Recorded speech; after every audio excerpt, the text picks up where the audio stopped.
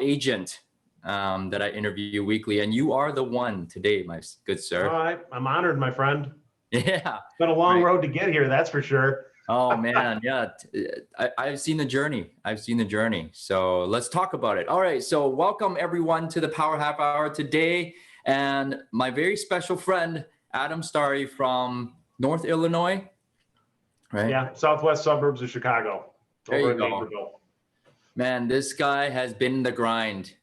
I've seen him go from, the 100 deal mark down and then just kind of grinding through. And last year you nearly doubled your business in 1 year. Congratulations. I appreciate it. Yeah, it was a long road to get there. And me and you, we've known each other. We go back a long time, and just give everybody a little history. I got into the business about 15 years ago. Probably the first 5 years in the business, I was still young. As soon as I was 21, I got into the business. So young and dumb, didn't really take the business as seriously as I should have. I'd probably be a lot further along if I had. But over the last 10 years, I've continued to try to grow my business and got some mentors that were selling real estate at a very high level. So obviously I kind of tried to take their model and duplicate it. And, it worked. I mean, we started selling consistently, maybe 50 to 60 homes back in 2013 when the market started to come back. I'm sure a lot of you guys all remember, but we had one of those hedge funds, or quite a few hedge funds that were coming out of California. So we got tied in with the acquisitions of American Homes for Rent. So 1 year, all of a sudden, my business dynamic changed. I brought on staff, and we sold 165 homes in 1 year. And I mean, it was short-lived. The problem was what happened is, as quickly as it came, they went and they stopped with the acquisition side. So next thing we knew, we're sitting there holding our hands going, okay, what's the next step? How do we build off of this? But the problem is we lost an entire year's worth of work because we weren't continuing to build that database. We weren't continuing to generate new leads. So it was like starting brand new. And that was going into 14. We went out, we worked our ass off. We ended up getting to a point where we were selling consistently 50 to 60 homes. And I've done that ever since. But the big challenge was that I always wanted to hit those triple digit numbers. And so, I felt stuck. And what's the definition of insanity? Doing the same thing over and over again and getting the same result, or expecting a different result. And that's what I was doing. I didn't realize I was doing that, but I was.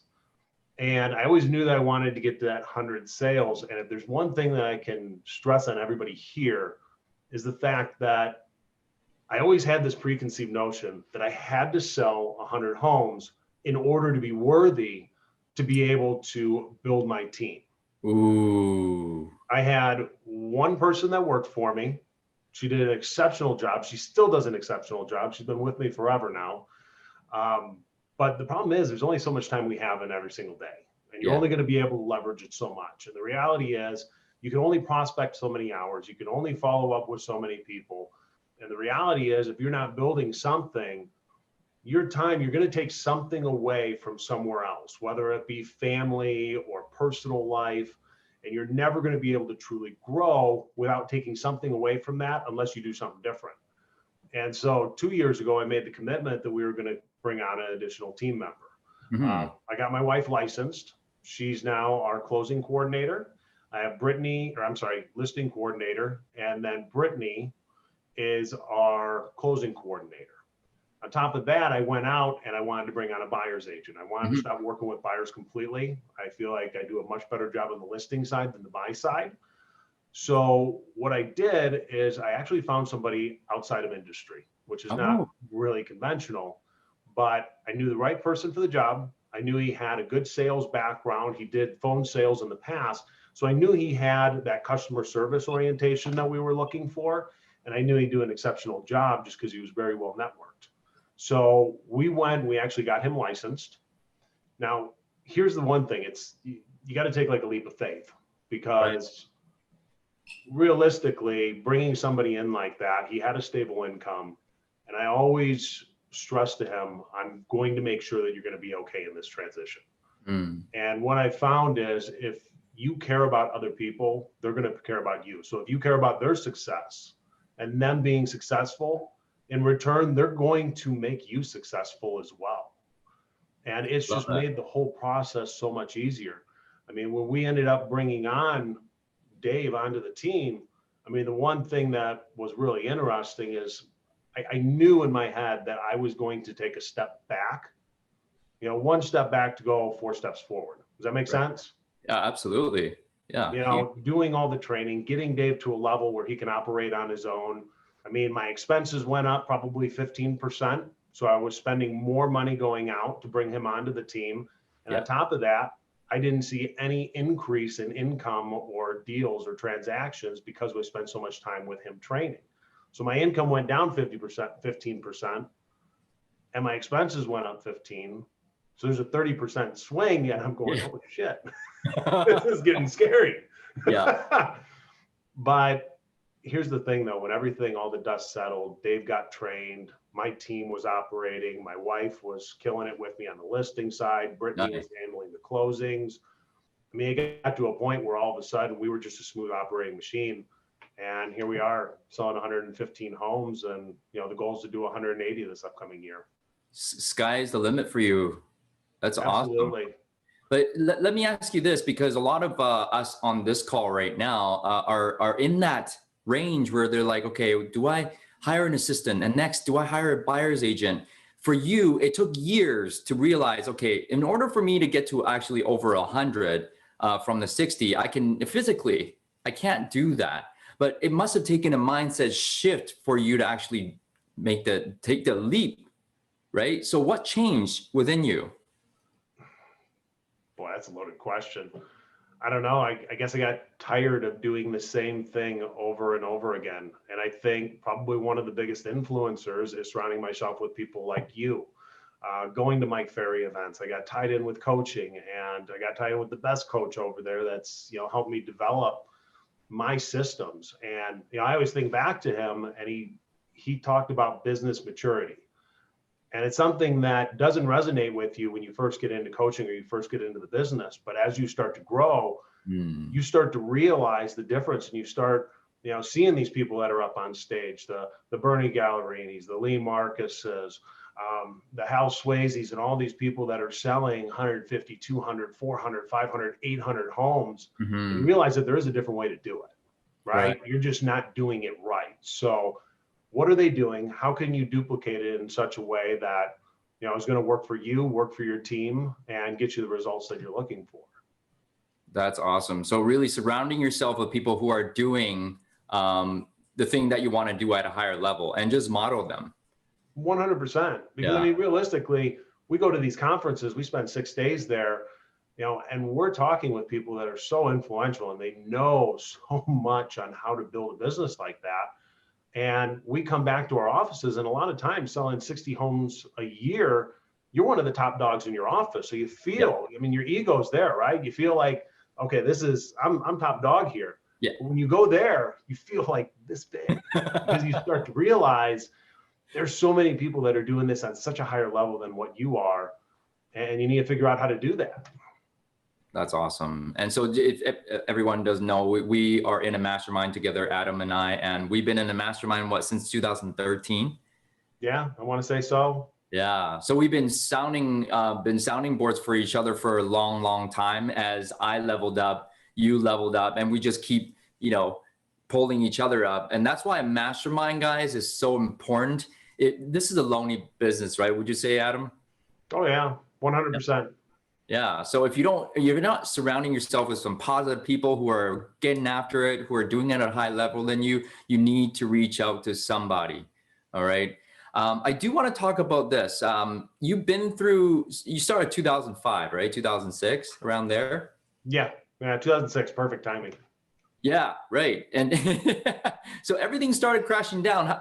I want to hear your mindset then. And when things started to turn again, when you went from 160 sales all the way back down, what was it like in your head? How'd you deal with that? I mean, getting into the business, young and dumb, right? You just don't know any better. So I continually watched my business grow, and I didn't know anything different, which was probably the best thing in the world. If I had gotten into the business in 13 had a couple stellar years and then watched it fall, Right. probably mindset would have been much different. Mm. I would say though, coming off of 2013 and selling 160 homes and then dropping down to, that 50 to 60 range. Yeah. I mean, that's a big kick in the ego, It, it, right? it is. It is. And I remember you And, telling us that too. So what was that like? Right. I've always been one to put my head down and just grind all the way through it, Mm. because no matter what I'm thinking, whatever my mindset is, it's not going to change it. It all comes back to one thing. And whatever that one thing is for you, you need to figure out what that is. Is it prospecting, expires, cancels? Is it prospecting for sale by owner? Is it prospecting your sphere of influence? I've Mm. said it many times. You can be successful in this business doing multiple things out there as long as you have the consistency to do it. My team will tell you, as soon as I walk up in the morning, I mean, the first thing I do is I just jump on the phones and start hammering my calls and my follow-up calls and everything like that. But it's the consistency of it. And if there's one thing that I look at that I did exceptionally well over the last 12 months compared to previous years, the level and intensity and the consistency of my phone calls is much better than it was past years. And I built an office in my basement so that I could prospect from there without hearing the kids. And so I kind of switched things around a little bit. But if I had calls to make, I didn't let them go to the next day. I always made those calls. And we're living in a generation where everybody is now, right? Everybody goes through Amazon, they flip through, they look at reviews, and they have that instant gratification. Well, they want the same thing from us. Mm. So, do you have to call them back immediately? No. If you're on an appointment, whatnot, but make sure that if you tell somebody you're going to call them back that day, you're not rolling it over to the following day. You got to make the call. Even if it's, you come home, you spend 15 minutes, hammer it out. And I'm telling you, you're going to feel so much better about it. You're going to feel Right. better personally, and you're going to see better results because of it. Yeah. And guys, if you're listening, consistency and intensity, right? And really getting back to people. It's just pick up your phone. People are trying to give you money, right? And Yeah. if it's okay, you don't have to call them back right away, but do make sure to call them back. It's just about integrity. So I do want to touch on this a little bit too, because you just said, right, right out of the gate, 21 years old, you're grinding through. And then once you hit 160 and you came down to 50, big ego hit, but you kept grinding through. What's driving you all these years? 15 years, man, that's a long time. What keeps you so consistent and intense? Family.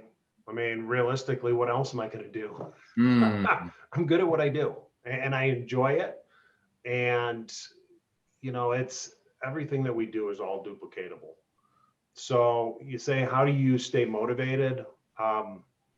Wanting more, right? Wanting to see that business change, wanting more time with my family, more time out hunting with my kids in the fall and things of those natures. Those are all the things that are important to me. And I'm Right. not living to work, I'm working to live. Ooh. So everything that I'm doing, the intensity and the prospecting and everything is a means to an end. It's going to get me to where I want so that I can afford to take my family on the vacations that they deserve, right? Take my wife somewhere tropical because she deserves that. She works harder than I do. Yeah, same with my wife.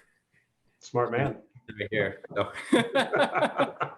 They are the backbone of the family, man. I really, truly appreciate them. And it sounds like the same for you as well. So really family and looking for that freedom down the road and creating that life that you guys want, so making sales and making money, but really it comes back to family. So, I know you take at least a month off per year. Is that correct? I'm not in the office November and December every year. Ooh, tell us about that, because I always wonder, man, he's going to lose momentum. Like I always, in the years past, I'm like, where is Adam? He's going to lose momentum. And you come back, you just absolutely crush it.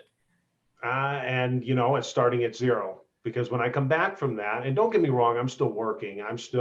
And we bought a farm, and so we go down there, and I have an office set up so I can pretty much operate remotely down there to the same capacity that I can here. but it's all about family for me. I mean, going down there, it's about letting my kids get dirt under their nails and, kind of get back to the old root of things. But, anything we do, there's the law of expansion, right? If you have 2 hours of work and you go into the office and you spend 8 hours, you'll take that 2 hours of work and you'll fit it into an 8-hour day. Oh, wow. If you work with intensity, what you're going to find out is that you can get 8 hours of work done in 2 hours in the day. It's just how are you going to perceive it and how hard are you going to attack it? So like this past year, I come in and I'm out in the morning, and then I have 3 hours dedicated where I come in and I just grind it. I knock it out, get through it, get everything done on my checklist, and then I'm out with the kids again in the afternoon.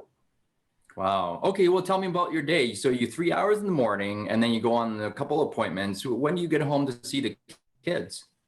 It hasn't been too bad. I mean, for the most part, I used to do a lot of late appointments, 8 o'clock, but I have it set up where 2 o'clock and 4 o'clock, I'm going on listing appointments. Morning time I get in, I'm trying to get anywhere from 2 to 3 hours on the phone. And then at that point, I'll review, look at CMAs, anything that's going on for my appointments in the afternoon, because I want to make sure that's fresh. The way that you present a CMA is one of the most important things that you can do on a listing appointment, aside from everything else you're doing. If you can make sense of the numbers, they can make sense of hiring you. Ooh, if you make sense of the numbers, they can make sense of hiring you. So how much time do you prep for that appointment? It depends. Some subdivisions are easy, they're cookie cutter, and it takes me 15 minutes.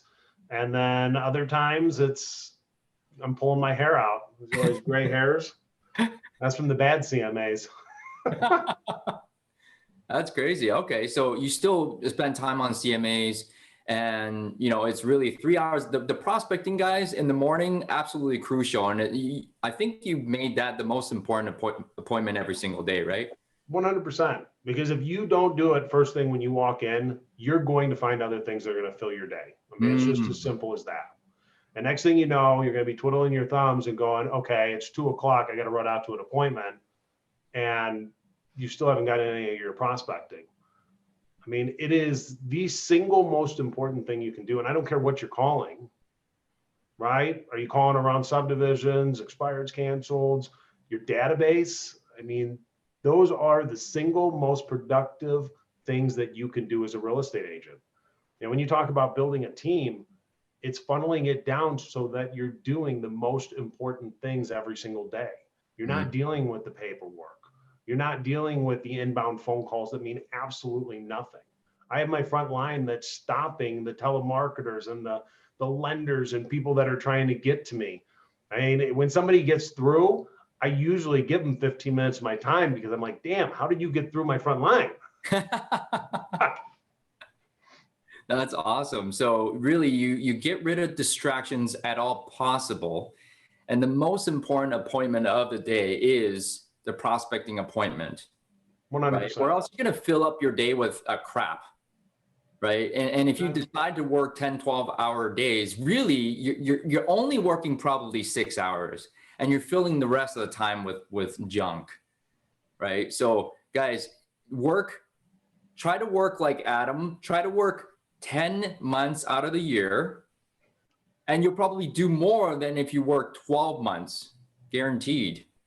Right. And you've made your day like that too. It sounds like you compress your day so you get it all done, knock it out of the park, and spend time with the kids. Absolutely. Yep. You don't have to wait all year to make your goal. You don't have to wait all year to make your goals, guys. I'm getting so much gold nuggets from you. Thank you. That's awesome, man. So again, congratulations on the big production. What do you have for us, the audience here, mostly real estate agents on Facebook Live or here? What 2 pieces of advice can you give us to start our year? Stay disciplined in everything you do. Don't let it go. And what you're going to find is right now it's real easy to stick to your schedule. But the problem is, as business gets better and the spring market starts to open up, naturally you're going to start drifting away from the thing that generated the business that got you there in the first place. You have to continue to do the things that are generating the business. And when it comes in, you still have to make time for those, because there's a 90-day cycle in everything that we do. Ooh. You go out and you get 10 listings and you start servicing those 10 listings. The reality is you've now lost an additional 30 days because you're taking care of those clients. And then you're going to have a blip where you're going to miss that. And you miss one 30-day window. What is that? Like 15% of the year? That's 15% of your income. Just pulling that number out of my hat. I hope it's close. So would you say, Adam, staying disciplined, don't let it go. Were you, so the switch from 50, 60 deals all the way to, 115, would you say that was one of the differences for you, that you just kept working and prospecting and you didn't stop this time, instead of servicing them and then coming back, losing some momentum, picking it up again, the yo-yo effect? Yep. Making the calls every day, no matter what, and not taking my calls and moving them to the next day because I have stuff going on. Right. That is a vicious cycle, because you go from Wednesday, okay, I'll make that call on Thursday. Then you say, oh, damn, I missed that. Let's go to Friday. And the next thing you know, you're 48 hours out and you've lost that window and you've lost that client. You have to make the calls. Even if you come in, make the calls at night, they can be quick, just as long as they know that you're there. Those make huge differences. And I'm a firm believer that what you send out is what you're going to get back. You think about your team. I care about every single person on my team. I don't care just about them. I care about their production. I care about their family life. My team calls me dad. And it's because I look at them like my kids, and I want nothing but the absolute best for them. But in return, that also comes back to you tenfold. Wow. Guys, so if you guys are building a team, really remember that it's not about the team leader. It's about what the team members, the business partners are trying to achieve. And if you care about them and pour into them, it'll come back tenfold. Right, Adam? Absolutely. 100%. You ever read the book Go Giver? Go Giver? There you go. Game changer, man. Yeah. So, 100%. Go get that book, guys. That is a game changer. Okay, so number one is discipline. Don't let it go. Keep prospecting, keep at it, or else you lose momentum. What's number two? Customer service. Ooh. Customer service is probably the number one thing that you can do to build your past client center of influence and referral business. And let's face it, that's the easy business. That's the fun business. We do the grind so that we can build a big enough database so the business gets easier. I don't want to work harder when I get older. I want to work smarter and easier. So building that database, people know, trust you, will refer you. They're just easier. And I know everybody's sitting on this call right now thinking in their head, it's so much easier going on a past client listing appointment than it is trying to get an expired listing with 5 other top agents in the market. Yeah. So, and it all boils down to customer service. It's as simple as that. We overcomplicate this business. Look, we're not brain surgeons. We're not trying to change the world. We're trying to change the experience for people. And, one thing I always tell my team is, I want you to think about the milestones that are taking place in every transaction. And if you can get to our clients before they get to us, you've done the right job. So you never want to hear from the clients first. We're too late. Yeah. 100%. Right? Because we know when it goes under contract, the next question is, what's the next step? You need to get in front of them before that. And then the next step is, okay, what about the appraisal? When they're coming to you and asking questions, you're too late. It's just as simple as that. Who got hit on that point right there? Right? Like, you're too late. If they're calling you, you're like, oh, great. So great to hear from you. No, like, you're already too late. That's just a bad job on customer service. So a couple of years ago, we took the family to Disney, and, I'm like giddy. I'm like, okay, I'm going to go there. I got my little pad of paper and my pen. And Disney, what are they noted for? High customer service. So I'm writing down all these notes. I come back to my team. They're like, what's wrong with you? You went on a trip to Disney and you're writing notes on what we can bring back to the team and how we can up our standards, right? Wow. At Disney, you drop your napkin. By the time you're going down to pick it up, somebody's running over to give you a brand new napkin. That's No what we do. way. Damn. Okay. Okay. So beyond getting ahead of the game, communicating with them consistently, what does your customer service look like beyond that? What's great customer service defined for your team? The royal treatment. I mean, we do everything from, you know, if there's issues that come up with a transaction, you know, and it's not even our fault, but there's Right. something that's a point of contention. My staff has the ability to spend up to $200 to immediately fix it so that our clients aren't worried about it. Ooh, They have enough things to worry about on their agenda with moving, you know, getting to the next house, financing, all those things. So, yeah, and I can't think of an example, but if something were to come up, you know, my team has the full authority to go ahead and spend $200 to make it right and make them happy. that's a great point, guys. So take that down. Should a problem arise, if it's under 200 bucks, just do it. Just take care of it. A lot of times we can take care of these small problems for the client. If it's just money, it's not really that much of a problem, right? Unless it's 10 grand, then it's a problem. That's awesome, man. So number one, discipline, and number two, really it's customer service. And we want to, guys, we want to build. We're grinding today. If you guys are, you know, 3 to 5 years in the business right now, we're grinding today to build that database. So 10 years from now, you're going to get those come list me calls. But if you didn't service them in the 10 years correctly, they won't call you. And I guarantee it, right? Look, everybody knows a real estate broker. Everybody has a friend that just got into the business. And if you're not taking care of them, somebody else is. Ooh, yeah. Somebody else is going to take care of your clients. How does that sound to people on this call? It doesn't sound very good. Okay. Well, we have some time for some questions here. I have one here. I have been doing Fax postcards to send to my farm, $450 monthly, and I get 1 or 2 hits 3 months. I think I'm getting Mojo Dialer instead. What do you think about Fax postcards versus Mojo? What is, I'm sorry, it's my ignorance. What is it? So it's Fax? basically postcards versus going Mojo and dialing around the area. What would you recommend? I think you're missing out on 50% of the equation if you let one of them go. You need to do both. I mean, That's awesome. It's that simple. If you're sending a postcard, the reality is how many people are throwing it out. The only time they're going to look at it is if they are ready to sell. And if you're doing the postcards, you got to double down. You got to call around the neighborhood, let them know that you're there. Because I guarantee you, nobody else is. Nobody else is. So Glenn, it's not either or, it's both. You got to do both. So unfortunately, yes, the cost will go up, but you will get business from it. How many deals did you do from just listed, just sold last year? Oh, of course you would ask me that question.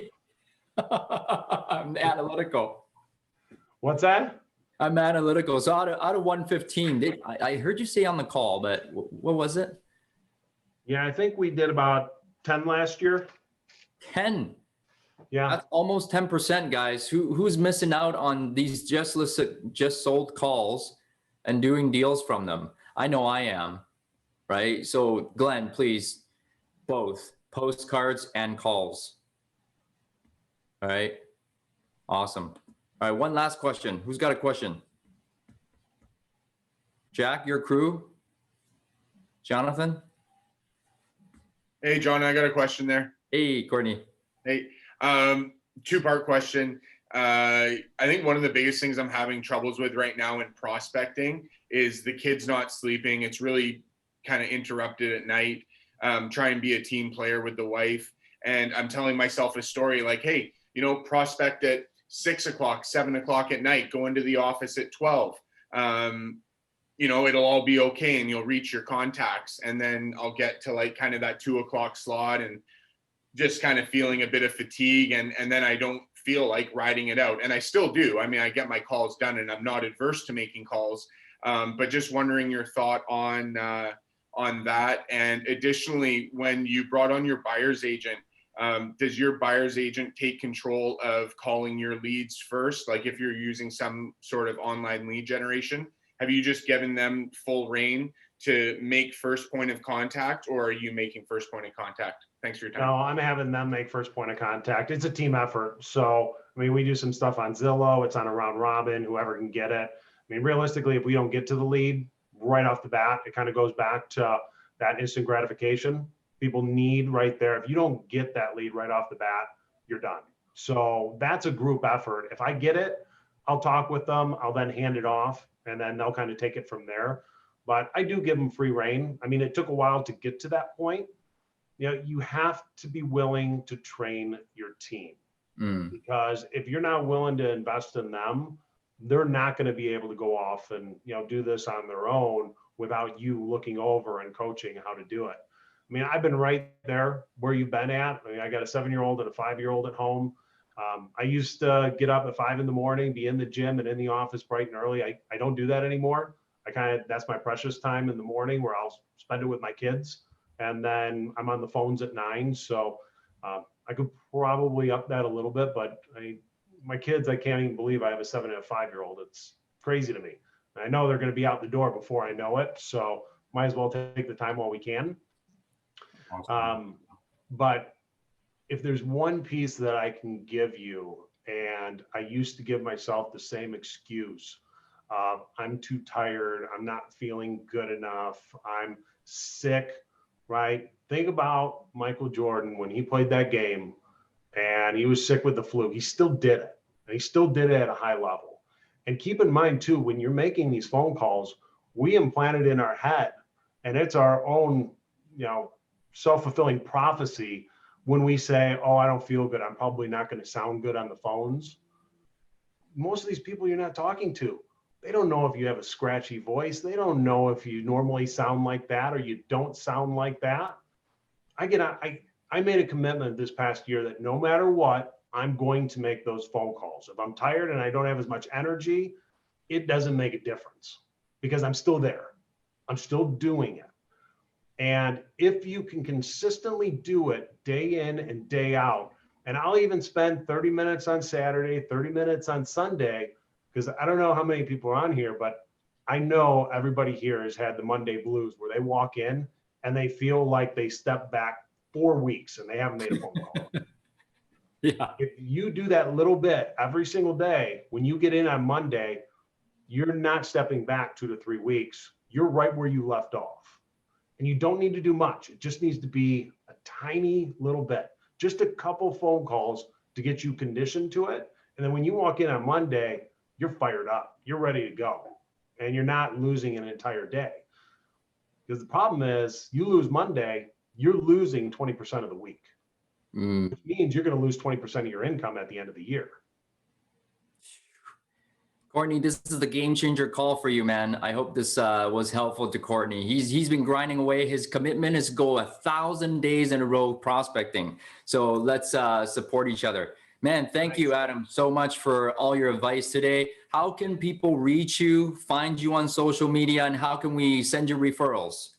Yeah, absolutely. Look me up, Adam Stary. It's the Stary Group. Yeah, would love to. If anybody is moving out to Naperville, we would love to help your clients out. We know we can do a great job. Thank you today, and all the best with your goals. Crush it, and thank you everybody for coming to the call. Adios. All right, thanks everyone. Have a great day. Thanks, Adam.